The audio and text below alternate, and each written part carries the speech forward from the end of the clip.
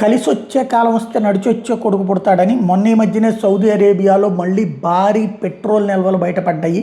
ఇంకొక 25-30 ఏళ్ళు బ్రతకడానికి సరిపడినటువంటిది ఏది తవ్వడానికి సరిపడినంత అని మాట్లాడుకున్నాం. అలాగే ఇప్పుడు తాజాగా సౌదీ అరేబియా ఏదైతే మినరల్స్ ఎక్కడెక్కడ ఉన్నాయి అన్నటువంటిది వెతుకుతున్నటువంటి సందర్భంలో $2.5 ట్రిలియన్ విలువైనటువంటి రేర్ ఎర్త్ మినరల్స్ ఉన్నటువంటి ప్రదేశం వాళ్ళ దగ్గర దొరికింది.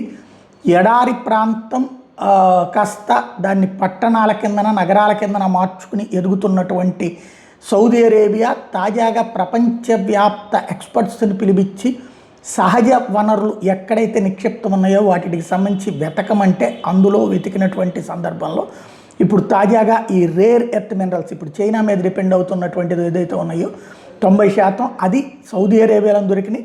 $2.5 ట్రిలియన్ వర్త్ అయినటువంటిది అక్కడ దొరికింది అన్నటువంటిది లెక్క చెప్తున్న పరిస్థితి.